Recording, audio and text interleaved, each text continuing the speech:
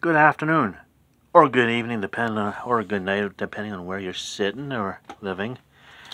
Welcome to the strike-shortened 1994 season. This was a disappointment. Now, it starts off with Major League Baseball celebrating its 125th season of the Cincinnati. This 25th year after the formation of the Cincinnati Red Stockings. January 12th, Steve Carlton elected into the Hall of Fame by the Baseball Writers of Association. February 7th, Michael Jordan signs a minor league contract with the Chicago White Sox. February 15th, Isla Borboni, first woman to pitch college baseball, and she threw a 5-hit 12-1 win.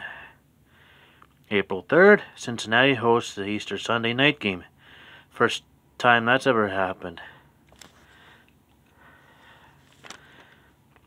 I think it actually happened before, but 32,803 people in attendance on that game. April 27th, Scott Erickson throws Metrodome's first no-hitter in a Minnesota 6-0 win over Milwaukee. Yes, the Milwaukee Brewers are still in the American League. Let's see. July 12th, at the All-Star Game, National League 8, American League 7 and 10 innings. National League is 9-0 when the All-Star Game goes into extra innings. July 28th, Kenny Rogers of the Texas Rangers throws the 14th perfect game in Major League history. August 11th, the final games of the season are played on this date. August 12th, players go on strike. That was a disappointment.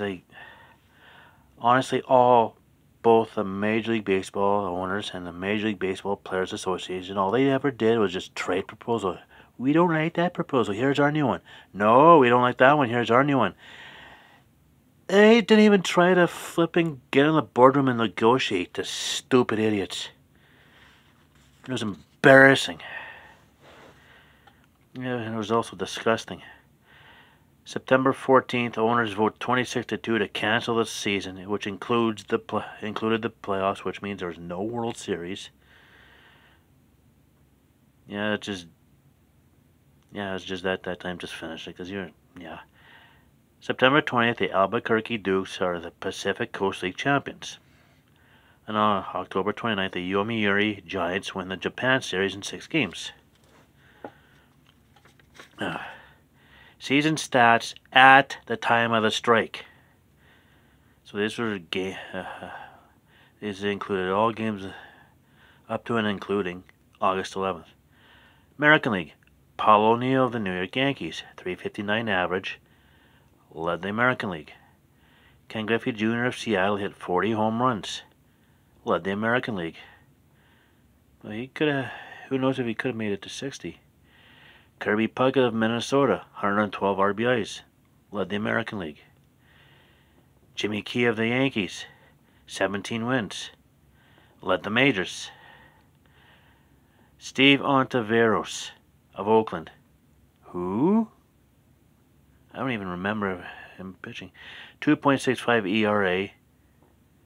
I didn't even know. I can't say if he led the majors because I don't have Greg Maddox's numbers.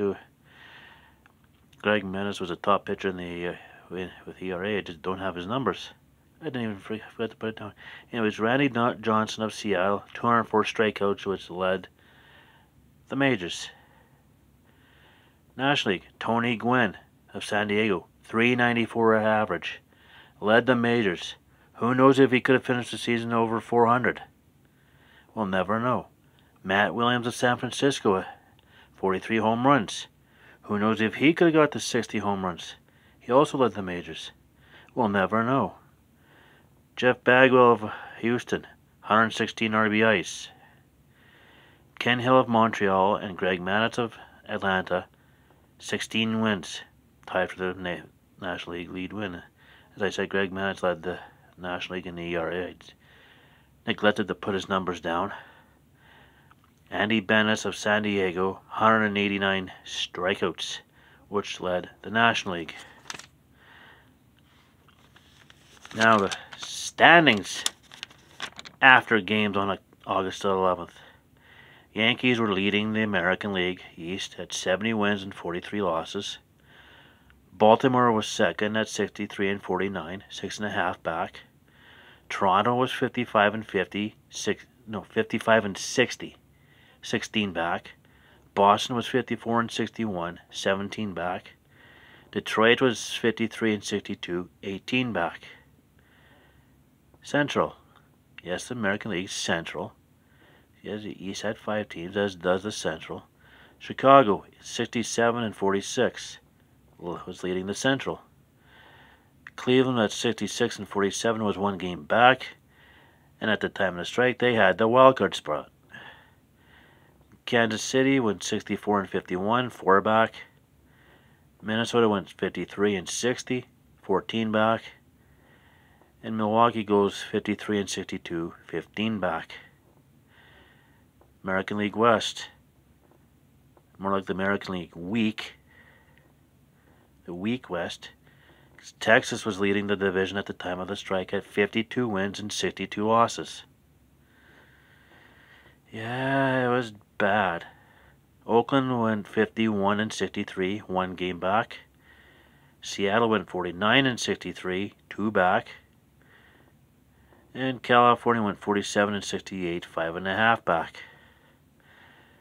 National League. Montreal was leading the National League East at 74 wins and 40 losses. They had a good ball team that year. With the Atlanta was second at 68 and 46, 6 back. At the time of the strike, the Braves had the wild card. Could they caught Montreal? We'll never know. This is what happens when greed gets in the way. They just forget about the fans. Yeah, I'm still kind of bitter about it. Anyways, Mets went 55 and 58, 18.5 back. Philadelphia went 54 and 61, 20 back. And Florida went 51 and 64, 23.5 back. Central. Cincinnati was leading the division at the time of the strike at 66 and 48.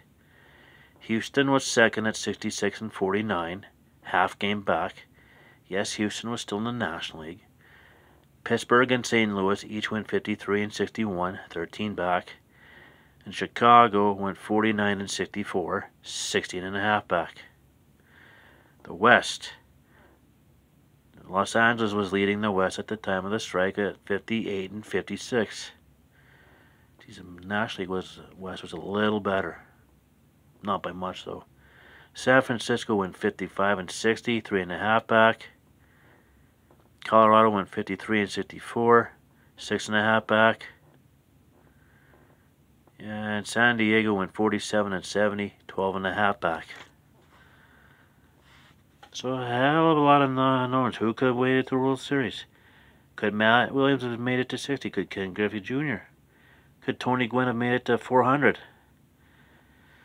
Yeah, all because owners and players didn't want to work together and didn't want to negotiate. It's like, was it really that hard to get in the boardroom and figure it out?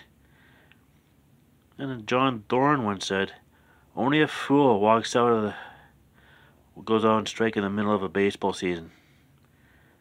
And the players are fools, as well as the owners, so there's the 1994 strike-shortened season. But they do have a 1995 season. And a little history was made in 95. Stay tuned for tomorrow's video, as you'll see.